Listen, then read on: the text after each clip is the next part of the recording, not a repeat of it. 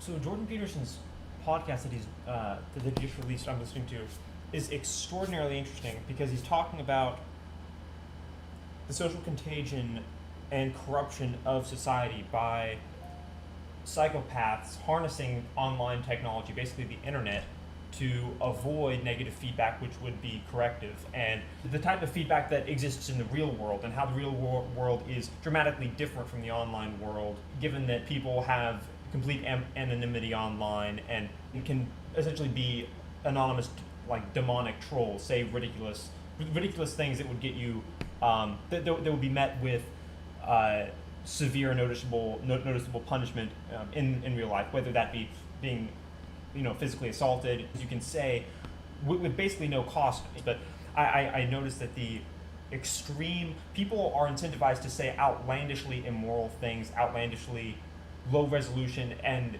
if you will, stupid things on Twitter. And those stupid things are rewarded because essentially it is emotion bait for the people that live most of their lives in real life. Because what happens if you say an outrageous thing in real life?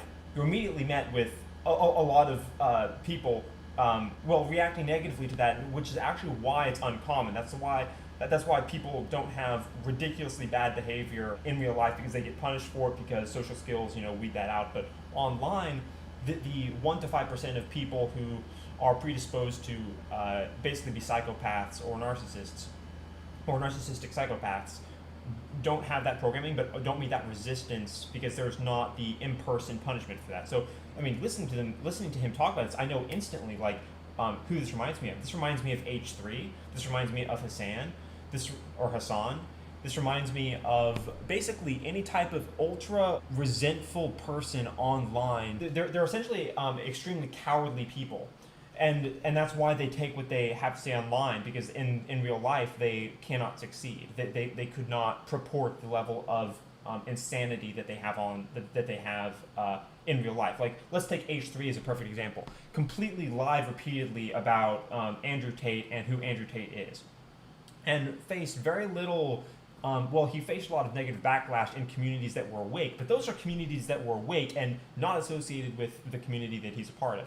So he didn't really face any downside to literally slandering a person and telling lies about a person that were then like brigaded by a bunch of other extremely resentful people who found what he said because they're following him. So essentially, like this extremely resentful lie with Marxist with a Marxist element, because if you it's not because if you say something that is not just a lie, but it's like the antithesis to truth, and then make it about a person being bad and you being virtuous as a result, that has Marxist elements to it. So it was like a brigading effect of many resentful, we'll just call them losers, like many resentful losers, all repeating a lie, and it got echoed in these chambers because if you were to say it in real life, you meet a person who isn't overcome with resentment, who isn't basically who isn't a cowardly loser, and would be like, well,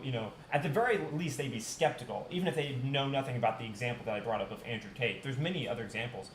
They would be skeptical, and that the everything, the expression on their faces, the way they reply verbally and non-verbally with their body language. I mean, if you're on a bus, let's take an example. If you're on a bus and you say something outlandish and you're like, this person, you just accuse somebody of something crazy, everyone will just immediately assume that you're crazy, that you're out there. If you just out of nowhere like say something like ridiculous, everyone's like, oh, okay, well that person needs medication, right?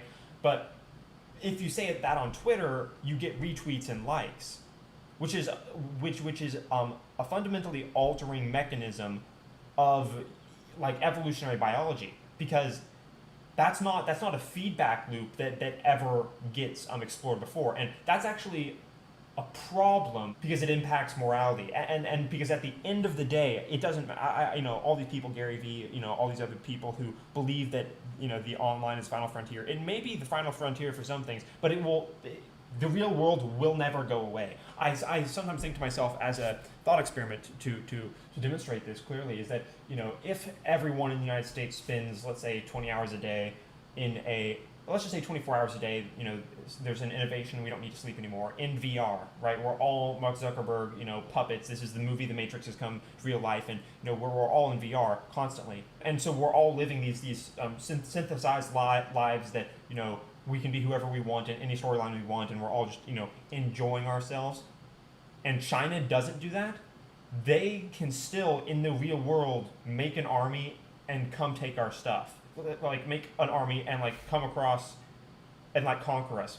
Basically, what I'm pointing out here is that the real world will never go away, and therefore is going to be a way to permanently check this. But the more we try to innovate around these problems, we're going to have to take into account the fact that caustic trolling is a threat to society. It doesn't take that many people to destabilize a culture. It doesn't take that many people to destabilize a culture. So there's online there are groups of people that have, you could think of it as relative forms of celebrity status. I don't know if it's going to be enough to have just warring tribes of celebrity status where everyone's a part of the Fresh and Fit Club or the H3 Club, and you just draw parallel economies, because the reason why that's not good enough is because the H3 people, if we really segment this down and let's say technology doubles, triples, quadruples down, and these people can hide essentially from everybody else who would correct their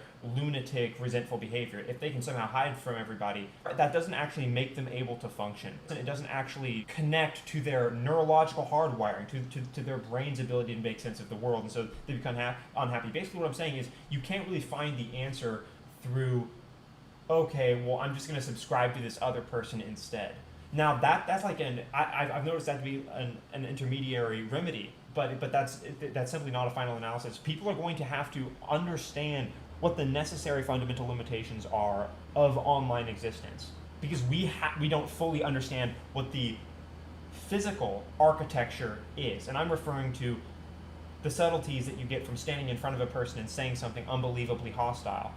Their facial expressions, the way they turn their body, the threat of violence that your brain and eyes are constantly reevaluating, every 10th of a second, every 25th of a second, the tone of their voice, the way their eyes contract, the facial muscles. This is the architecture, if you could call it the real world. And since we don't understand that, we don't understand what we're giving up by going online. They're essentially actually preying on people. They are actually predators. And I'll take the case of either Hassan or H3. They are actually predators because they couldn't function in the real world and are mimicking competence. They are using confidence and aren't actually competent. So in the real world, that's called narcissistic personality disorder. And these people are, in the real world, extremely unstable. Actually, they are always unstable. But in the real world, that unstable element is made obvious and undeniable instantly.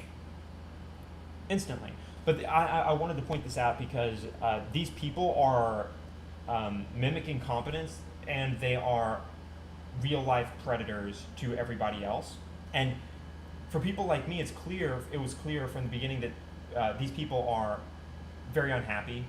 They are not competent whatsoever. They have simply garnered a following of people who are similarly broken and similarly in pain, and that's really it. Which is, it's obvious to me, but to a lot of people, also specifically to young women who are teenagers, it's difficult to distinguish between actual competence and mimicry of competence, which actually makes you a predator. So these people are perpetuating a social contagion of it's like a social contagion of Marxism, because the resentful element is so pervasive and powerful. I think that that's the best way of understanding this. It is fundamentally important when combating these types of predatory personalities, is to understand that there's a right and wrong way of existing, and these people are unhappy. So, and fundamentally incompatible with the world that they're trying to hide from, the world that they are running from. The answer will end up being a scientific understanding. We are in such early phases of the internet that people are not really adapted to the type of negative and derisive forms of behavior that exist online, like for instance on Twitter. So eventually what will probably happen is anybody that says something outrageous and clearly inflammatory, they will probably be ignored as attention seeking and resentful.